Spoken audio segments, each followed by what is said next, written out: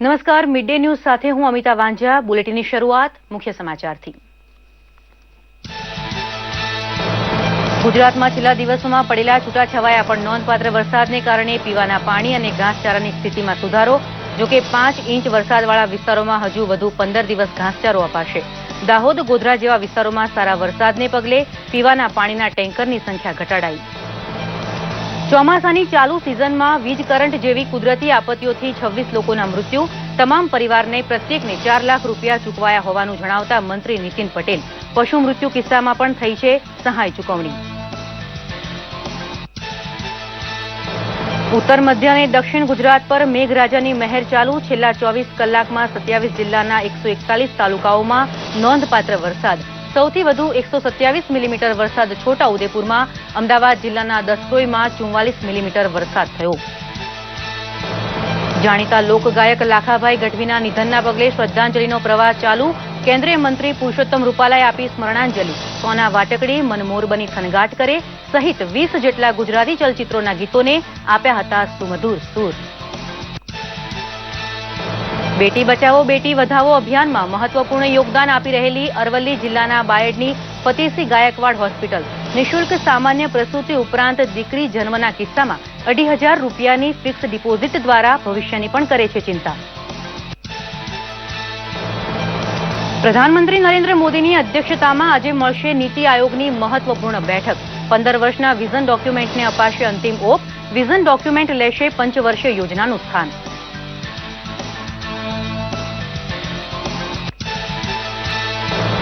બાંગ્લાદેશના ગૃહમંત્રી અસદુજ્જમાન ખાને દિલ્હીમાં કરી પ્રધાનમંત્રી સાથે મુલાકાત. કેન્દ્રીય ગૃહમંત્રી રાજનાથસિંહ સાથે યોજાશે પ્રતિનિધિમંડળ કક્ષાની બેઠક.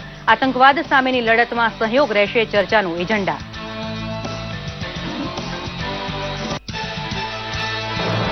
અને જીએસટી વિધેયકમાં સુધારાને કેન્દ્રીય મંત્રીમંડળની મંજૂરી. 1% મેન્યુફેક્ચરિંગ ટેકા દૂર કરવાના પ્રસ્તાવને લીલી ઝંડી. પ્રથમ 5 વર્ષમાં રાજ્યોની આવક ઘટવાના કિસ્સામાં વળતર આપવાની ખાતરી.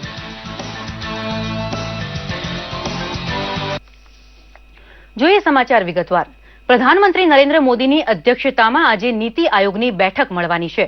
આ બેઠકમાં દેશના તીવ્ર ગતિથી સર્વાંગી વિકાસ માટે 15 વર્ષના વિઝન ડોક્યુમેન્ટને આખરી ઓપ આપવામાં આવશે. આ ડોક્યુમેન્ટ નાણાકીય વર્ષ 2017-18 થી પંચવર્ષીય યોજનાની જગ્યા લેશે. વિઝન ડોક્યુમેન્ટ અંગે થયેલી પ્રગતિનું એક પ્રેઝન્ટેશન પણ પ્રધાનમંત્રી સમક્ષ રજૂ કરવામાં આવશે. બેઠકમાં નીતિ આયોગના ઉપાધ્યક્ષ અરવિંદ પનગઢિયા સહિતના ઉચ્ચ અધિકારીઓ પણ હાજરી આપશે.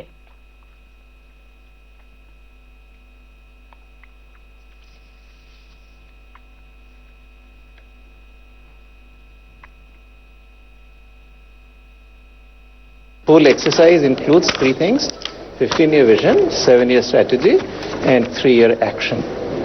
So the vision is the kind of overview of where we want to be in 15 years time. So 32, 33, or if we move to a calendar year, it will be the year 32, so that will be broad statement of our aspirations, goals, etc. દલિત મુદ્દે વિપક્ષના હોબાળા બાદ રાજ્યસભા 2 વખત સ્થગિત રહી. આજે રાજ્યસભાની શરૂઆતની સાથે દલિત મુદ્દે વિપક્ષે વિરોધ પ્રદર્શન શરૂ કર્યું હતું અને સરકાર સામે સૂત્રોચ્ચાર કર્યા હતા. દલિત હિંસા અને કાશ્મીરમાં અશાંતિ મામલે વિપક્ષે સરકારને ઘેરવાનો પ્રયાસ કર્યો હતો, જે બાદ સ્પીકરે રાજ્યસભા બપોરે 12 વાગ્યા સુધી સ્થગિત કરી હતી. જોકે હોબાળો યથાવત રહેતા રાજ્યસભાની કાર્યવાહી 2 વાગ્યા સુધી ફરી સ્થગિત કરાઈ છે.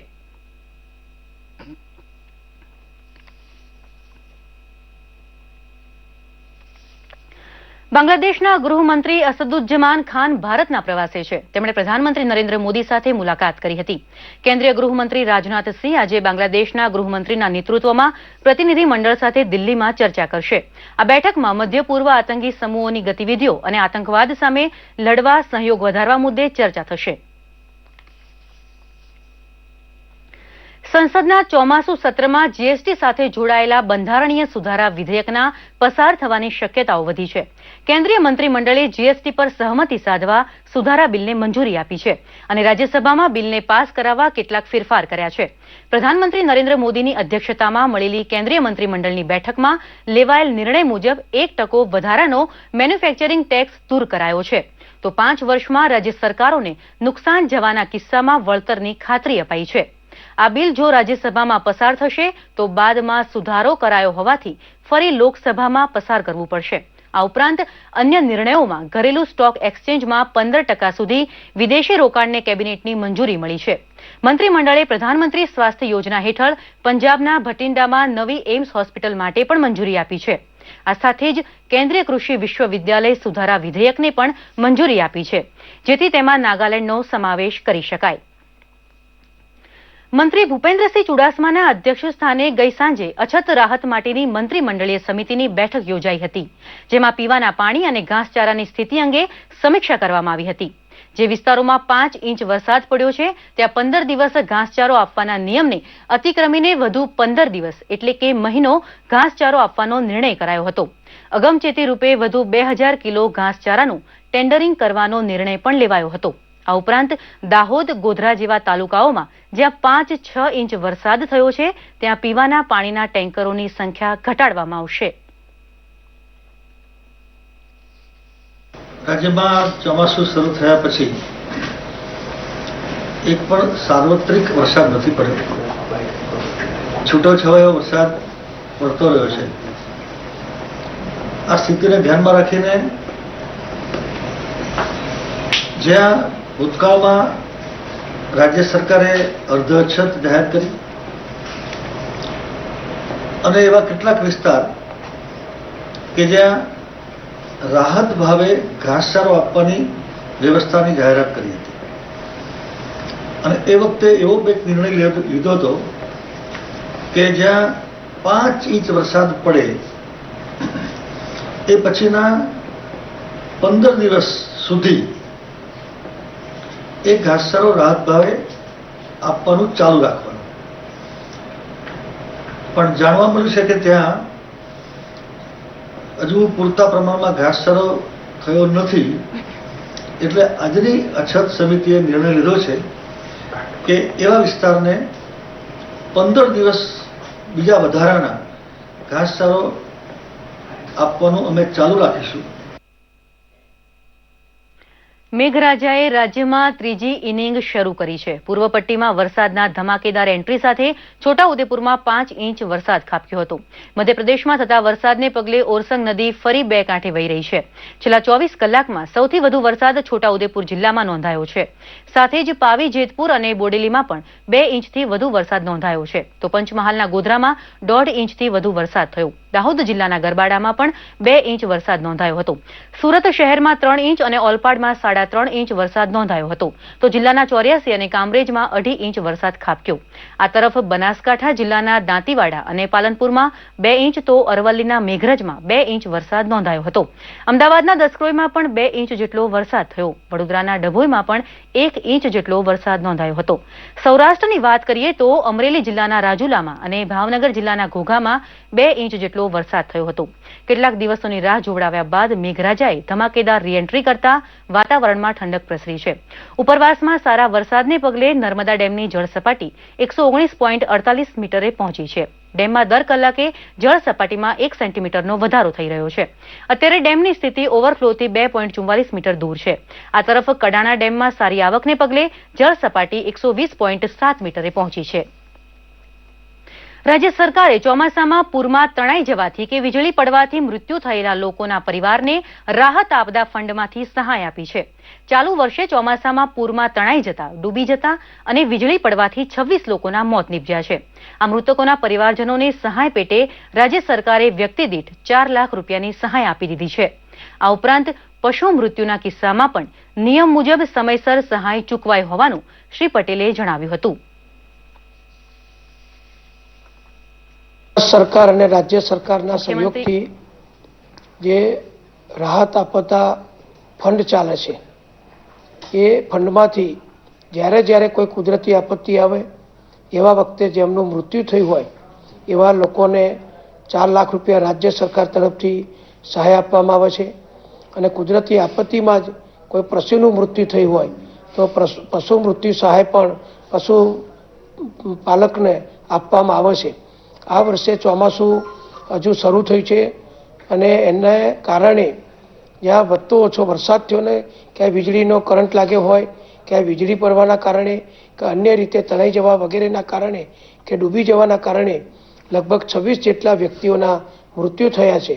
તો આ તમામને રાજ્ય સરકાર તરફથી વ્યક્તિ દીઠ 4 લાખ રૂપિયાની સહાય ચૂકવી આપવામાં આવી છે.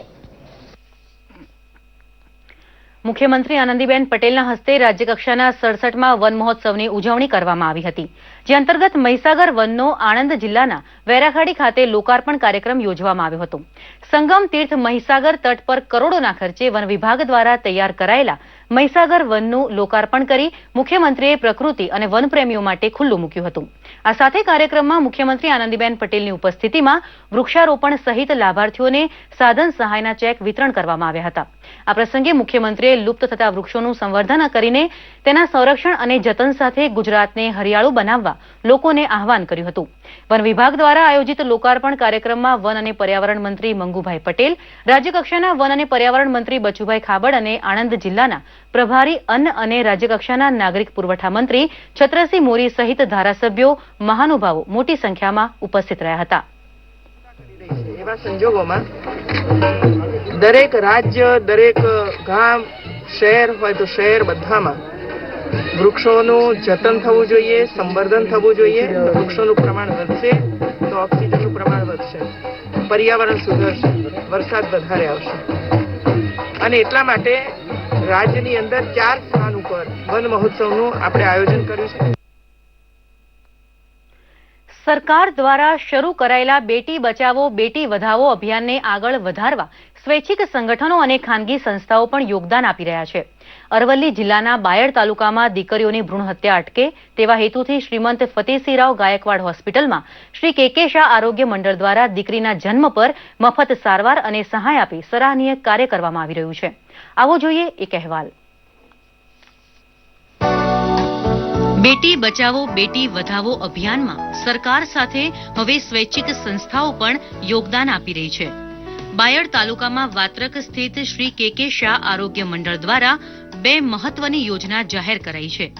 અહીં પ્રસૂતિ માટે દાખલ થનાર મહિલાઓને હોસ્પિટલની સારવાર સંપૂર્ણપણે મફત અને બાળકીનો જન્મ આપે તો તે બાળકીના નામે મંડળ તરફથી 2,500 રૂપિયાની ફિક્સ ડિપોઝિટની સહાયની રસીદ આપવામાં આવે છે. બેટી બચાવો બેટી પઢાઓ સ્કીમ અંતર્ગત અમારી હોસ્પિટલમાં પ્રસૂતિ માટે આવનારી બહેનોને પ્રસૂતિ ફ્રી કરવામાં આવે છે અને બાળકી આવે તો તેને 2,500 રૂપિયાની ફિક્સ ડિપોઝિટ પુરસ્કાર રૂપે આપવામાં આવે છે. હોસ્પિટલની આ પહેલને લોકો બિરદાવી રહ્યા છે અને દીકરી જન્મ પર મળતી સહાયથી દીકરીઓને ફાયદો થશે તેવી ખુશી પણ વ્યક્ત કરી રહ્યા છે. વાત્રક હોસ્પિટલ બેટી બચાવો બેટી વધાવોમાં 2,500નો જે સહાય કરે છે એ બેટીઓને આગળ જતા આ યોજનામાં ઘણો ફાયદો થાય છે. વાત્રક હોસ્પિટલની આવી સેવાથી જે ગામડાની ગરીબ પ્રજા છે એમને ફાયદો થાય અને બેટીને દીકરીઓને જન્મ આપવા માટે લોકો પ્રેરાય છે. અત્યારે જે ભારત સરકારનું અભિયાન ચાલે છે બેટી બચાવો, એના માટે આ એક સરસ સુવિધા છે અને લોકોને પ્રોત્સાહન મળે છે. આ યોજના થકી ગરીબ દર્દીઓને ફાયદો થઈ રહ્યો છે અને સરકારનું બેટી બચાવો બેટી વધાવો અભિયાન પણ સાર્થક થઈ રહ્યું છે. દૂરદર્શન માટે અરવલ્લીથી યાજ્ઞિક પટેલનો રિપોર્ટ. જામનગરના જાંબુડા ગામના રહેવાસી અને જાણીતા લોકગાયક લાખાભાઈ ગઢવીનું અવસાન થયું છે. 81 વર્ષીય લોક સાહિત્યકાર ઘણા સમયથી બીમાર હતા. તેમના નિધનથી લોક સાહિત્ય જગતમાં શોકની લાગણી પ્રસરી છે. લાખાભાઈએ 20 જેટલા ગુજરાતી ચલચિત્રોમાં સુરો રેલાવ્યા હતા. તેમનું ગીત સોના વાટકડી, મન મોર બની થનગાટ કરે, કાળજા કેરો કટકો ખૂબ જ પ્રચલિત હતા. લાખાભાઈએ વિદેશની ધરતી પર પણ વિવિધ કાર્યક્રમો આપ્યા હતા. તેમને કાગ એવોર્ડ ગૌરવ પુરસ્કારથી સન્માનિત કરાયા હતા. કેન્દ્રીય કૃષિ રાજ્યમંત્રી પુરુષોત્તમભાઈ રૂપાલા ઉપરાંત સાહિત્ય જગતના અગ્રણીઓએ સદગતને શ્રદ્ધાંજલિ આપી છે. परदेश फिर वतन को क्या याद करना, जहाँ कोई नहीं अपना वहाँ फरियाद क्या करना.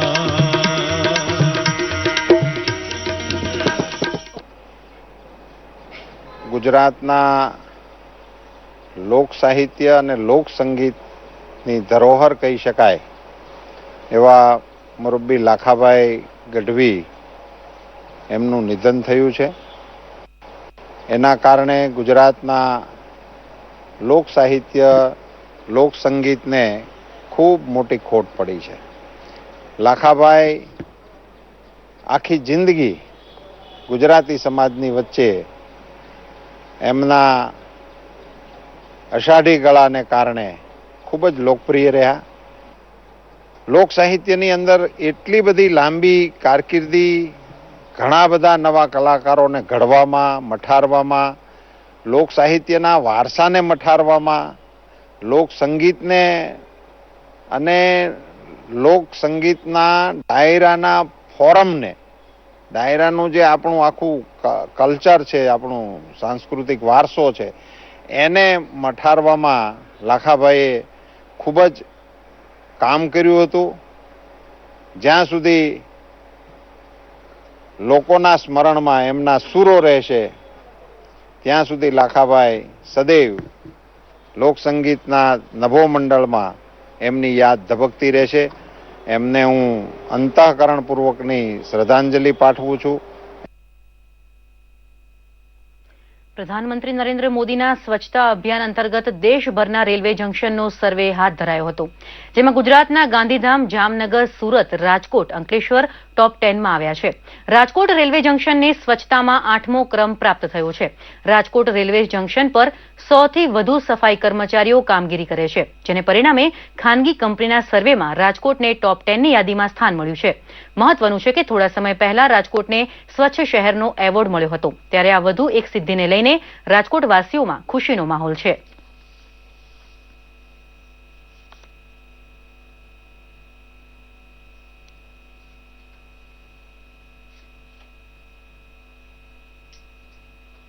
पैसेंजर गंदी करते हैं, उन्हें उनके बारे में समझाते हैं, साथ ही उनको कचरा कहाँ डालना है इसके बारे में हम अवगत कराते हैं. इन बातों को सबको ध्यान में रखते हुए हमारे स्टेशन को 2nd नंबर पहले स्टेशन मिला था, अभी भी हमारे स्टेशन का नाम हुआ है और हम इसको अधिक से अधिक साफ रखने में प्रयत्नशील करें. મને રાજકોટના રેલવે સ્ટેશનમાં વારંવાર આવવાનું હોવાના કારણે એવું જાણ થયેલી છે કે સ્વચ્છતા અભિયાન અહીંયા જોવા મળે છે. ગમે ત્યારે અહીંયા ગંદકી જોવા મળતી નથી, ગમે ત્યારે આવું છે ત્યારે ચોખ્ખું જોઈ છે અને આપણા વડાપ્રધાનનું કાર્ય સ્વચ્છતા અભિયાન ત્યાં અહીંયા અસર કરતું એવું જોવા મળે છે. આપણા દેશનો વડાપ્રધાન શ્રી નરેન્દ્રભાઈ મોદીએ જે સ્વચ્છ અભિયાનનો પીડા ઉપાડ્યો છે કે આના ફળદ્રુપ આજે રાજકોટ રેલવે સ્ટેશનમાં બહુ ચોખ્ખાઈ જોવા મળે છે અને એવું લાગી રહ્યું છે કે આ પ્લેટફોર્મ ઉપર બહુ ચોખ્ખાઈ જાળવી રાખે છે આ લોકો. ભુજની સરકારી સિવિલ હોસ્પિટલમાં અદાણી ગ્રુપે કરેલા ભાવ વધારાને વિવાદો બાદ પરત ખેંચવામાં આવ્યો છે. અદાણી ગ્રુપ સિવિલ હોસ્પિટલનું સંચાલન કરી રહ્યું છે, ત્યારે સારવારની વિવિધ સેવાઓમાં 50 રૂપિયાથી 500 રૂપિયા સુધીનો વધારો કરાયો હતો. આ મામલે દર્દીઓએ રોષ વ્યક્ત કર્યો હતો, જે બાદ રાજ્ય સરકારે ભાવ વધારો ખેંચવા આદેશ આપ્યા છે. સાથે જ રાજ્ય સરકારે અદાણી ગ્રુપે હોસ્પિટલ સંચાલનની શરતો પાલન ન કરવા પર નારાજગી વ્યક્ત કરી છે.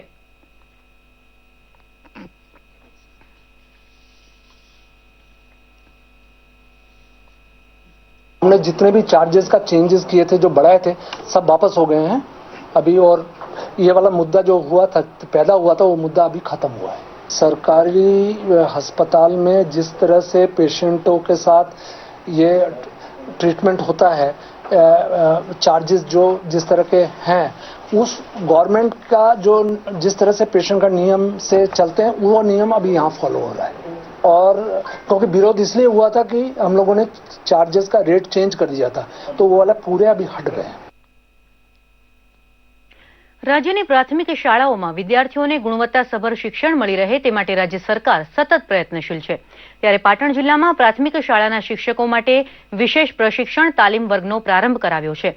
જિલ્લાની 814 શાળાના 3400થી વધુ શિક્ષકો આ તાલીમ વર્ગમાં ભાગ લઈ રહ્યા છે. જિલ્લાના તમામ બીઆરસી ભવનમાં તજજ્ઞો દ્વારા શિક્ષકોને તાલીમ અપાઈ રહી છે. શિક્ષકોને આ પ્રશિક્ષણ વર્ગ દ્વારા વિદ્યાર્થીઓમાં ગુણવત્તા અને અભ્યાસ પ્રત્યે રુચિ पैदा કરવા અંગે માહિતી આપવામાં આવે છે. સરકારશ્રી દ્વારા માનનીય મુખ્યમંત્રી શ્રી આનંદીબેન પટેલે જે અમને આ નવા શિક્ષણ કાર્યમાં જે તાલીમ આપી છે, એ અમે પણ બાળકોને સારી રીતે આપીશું અને વર્ગખંડ સુધી સારું કામ કરીશું અને તાલીમનો ઉપયોગ કરીશું. જિલ્લા શિક્ષણ સમિતિ હસ્તકની શાળાઓના 6100 જેટલા વિદ્યાર્થીઓ માટે સર્વશિક્ષા અભિયાન અંતર્ગત વાંચન ગણન અને લેખન અંગેની જે કંઈ રાજ્ય સરકાર દ્વારા એસએસસી દ્વારા અમને જે તાલીમો કરવાનું સૂચન કરવામાં આવ્યું છે એ અંતર્ગત તાલુકા એટલે કે તમામ તાલુકામાં ડીઆરસી ભવનોમાં વાંચન ગણન લેખન અંગેની તાલીમનું આયોજન કરવામાં આવ્યું છે. તાલીમ હાલમાં જુદા જુદા તાલુકાઓમાં બીઆરસી ભવનોમાં પ્રગતિ હેઠળ છે. સુરતના જાણીતા ઉદ્યોગપતિ સવજીભાઈ ધોળકિયા આમ તો તેમના કર્મચારીઓને મોંઘીદાટ ગિફ્ટો આપવા માટે જાણીતા છે, ત્યારે તેઓ પોતાના સંતાનને રૂપિયાની ખરી કિંમતનું ભાન કરાવવા તેની કડક પરીક્ષા લેવામાં પણ પાછળ નથી પડ્યા. કેવી રીતે, જોઈએ આ અહેવાલમાં. સુરત શહેરના જાણીતા ઉદ્યોગપતિ સવજીભાઈ ધોળકિયાએ ન્યુયોર્કમાં અભ્યાસ કરતા તેમના પુત્રની એક કસોટી કરી હતી, જેમાં તે ખરો પણ ઉતર્યો. જી હા, પહેલા કઠિન પરીક્ષા, પછી સફળતા. સવજીભાઈએ તેમના પુત્ર ધૈર્યને રૂપિયાની ખરી કિંમત સમજાવવા 3 સપ્તાહ માટે કેરળ રાજ્યના કોચી શહેરમાં મોકલ્યો હતો. એટલું જ નહીં, સવજીભાઈએ ફક્ત 3 જોડી કપડાં અને 7000 રૂપિયા આપી ધૈર્યને અજાણ્યા એવા કોચી શહેરમાં મોકલી દીધો હતો. એક્સપિરિયન્સમાં જે એ વાત કરતો હતો, જે એનામાં પરિવર્તન દેખાતું હતું અથવા તો મેચ્યોરિટી દેખાતી હતી, જે 40 વર્ષ 35 વર્ષનો આદમીની વાત કરતો હોય એ બધી વાતો ક્યાંથી શીખવા મળી? તો આ બધા લેસનથી.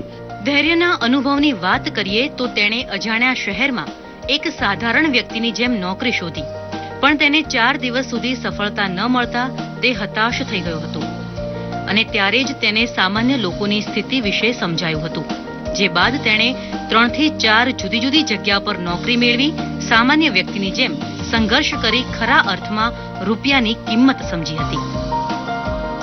પણ એ દિવસે ત્યારે એવો વિચાર આવ્યો કે હજી કદાચ 15-20 મિનિટ હું આગળ જઈને પાણી ગોતું તો કદાચ હું મરી નહીં જાઉં અને આ પૈસા આમાં વ્યર્થ નથી. જેનું મળવું જોઈએ કે જે ઇમ્પોર્ટન્ટ ત્યારે પહેલાં મને પાણી લાગતું હતું અને હવે પૈસાની ઇમ્પોર્ટન્સ લાગે છે.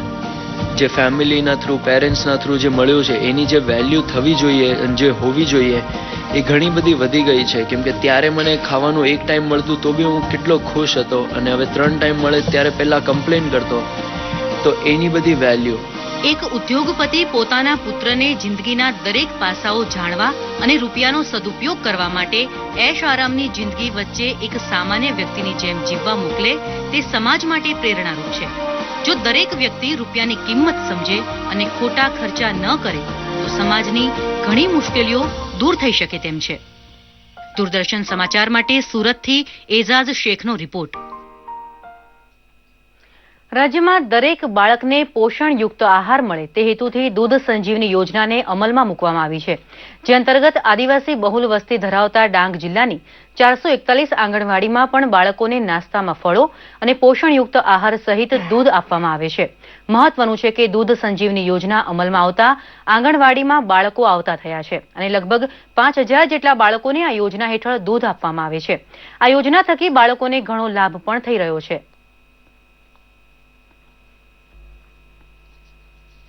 આ દૂધ સંજીવની યોજનાના લીધે આ વિસ્તારના બાળકો છે એમના શરીરમાં અને શારીરિક રીતે એ સશક્ત બન્યા છે.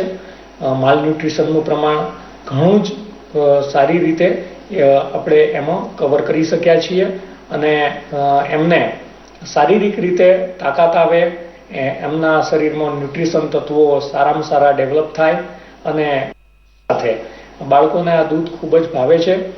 આપણે દૂધ સંજીવની યોજના માટે જે ડેરી સાથે ટાઈઅપ કરેલું છે એ ડેરી પણ નિયમિત રીતે બાળકોને આંગણવાડી સેન્ટર સુધી દૂધ પૂરું પાડે છે. 2016થી આ કુપોષિત જે બાળકો છે એમના માટે રાજ્ય સરકારે દૂધનું આયોજન કરેલું છે અને ત્યારથી દૂધ સંજીવની યોજના હેઠળ આંગણવાડીમાં રોજ બાળકોને સોમથી શુક્રવાર સુધી દૂધ મળે છે અને બાળકો ખૂબ જ ખુશીથી એને પીવે છે. એક તરફ વરસાદ ખેંચાઈ રહ્યો છે, બીજી તરફ પાકમાં જીવાતનો ઉપદ્રવ વધી રહ્યો છે. જૂનાગઢ તાલુકામાં વરસાદ ખેંચાતા મગફળીના પાકને વ્યાપક નુકસાન પહોંચી રહ્યું છે.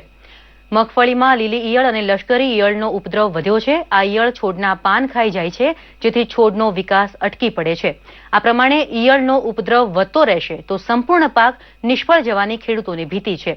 ખેડૂતોની માંગ છે કે કૃષિ નિષ્ણાંતો આ મામલે કોઈ ઉકેલ શોધે.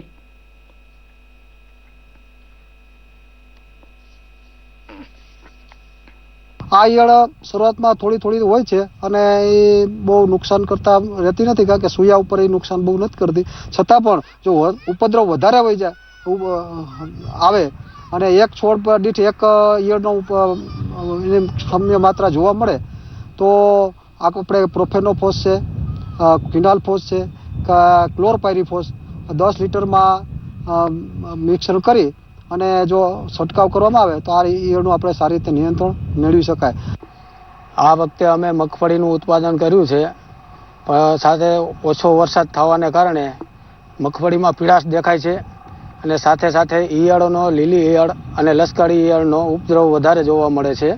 આથી જો વરસાદ ઓછો થશે અથવા નહીવત થશે તો મગફળીનો પાક ફેલ થાય એવી શક્યતા છે. સોશિયલ મીડિયામાં આજે કઈ ખબર રહી ચર્ચામાં? કયા સમાચારોને લોકો વધુ પસંદ કરી રહ્યા છે અને ટ્વિટર, યુટ્યુબ પર હાલનો ટ્રેન્ડ શું ચાલી રહ્યો છે? નજર કરીએ સોશિયલ મીડિયાના હાલચાલને રજૂ કરતા આ અહેવાલ પર.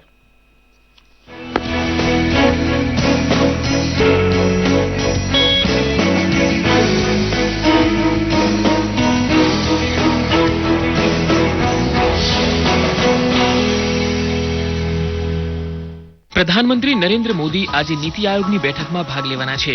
નીતિ આયોગના ટ્વિટર પેજ પર આ ખબર પોસ્ટ કરવામાં આવી છે, જેને અસંખ્ય લોકો રીટ્વીટ અને લાઇક કરી રહ્યા છે. તો આજે વર્લ્ડ હેપેટાઇટિસ ડે છે. ટ્વિટર પર નો હેપેટાઇટિસ એક્ટ નાઉ ખૂબ ટ્રેન્ડ કરી રહ્યો છે. કેન્દ્રીય આરોગ્ય મંત્રી જેપી નડ્ડાએ ટ્વિટર પર હેપેટાઇટિસથી કેવી રીતે બચી શકાય તેની જાગૃતિ માટે એક લિંક ફોટો સાથે શેર કરી છે, જેને અસંખ્ય લોકો રીટ્વીટ કરી રહ્યા છે. તો અમિતાભ બચ્ચને હેપેટાઇટિસથી બચવાના અભિયાનને ટેકો આપતા 2015માં આવેલો પોતાનો એક વિડિયો રીટ્વીટ કર્યો હતો. हेपेटाइटिस बी से बचने का पहला उपाय है शिशु के जन्म पर पहला टीका लगवाएं और पहले साल में 3 और नियमित टीके लगवाएं. ये आपका पहला कदम होना चाहिए.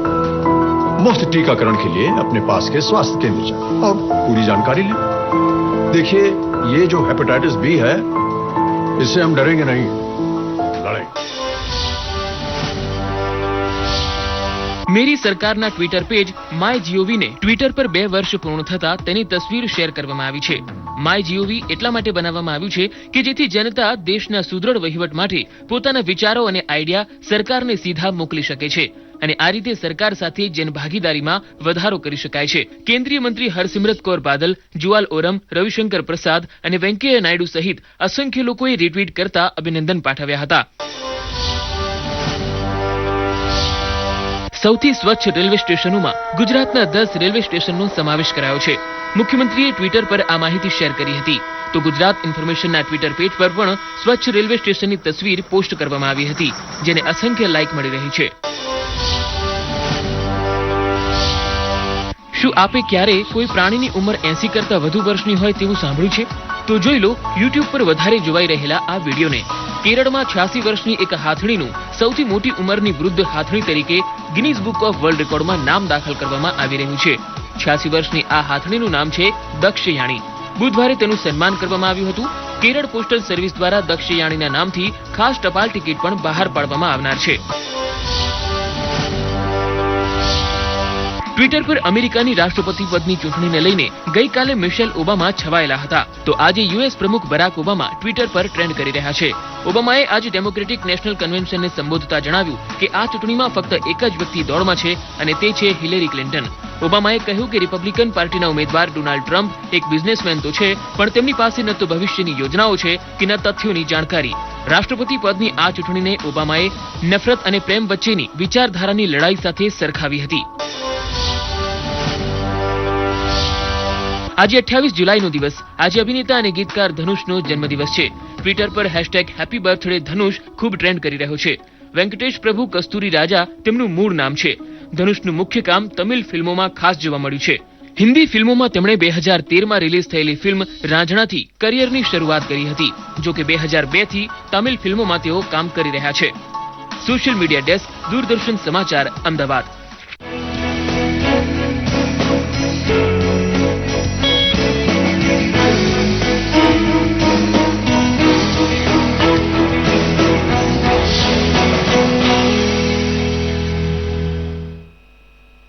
અત્યારે બસ આટલું જ. વધુ સમાચાર માટે જોતા રહો દૂરદર્શન સમાચાર.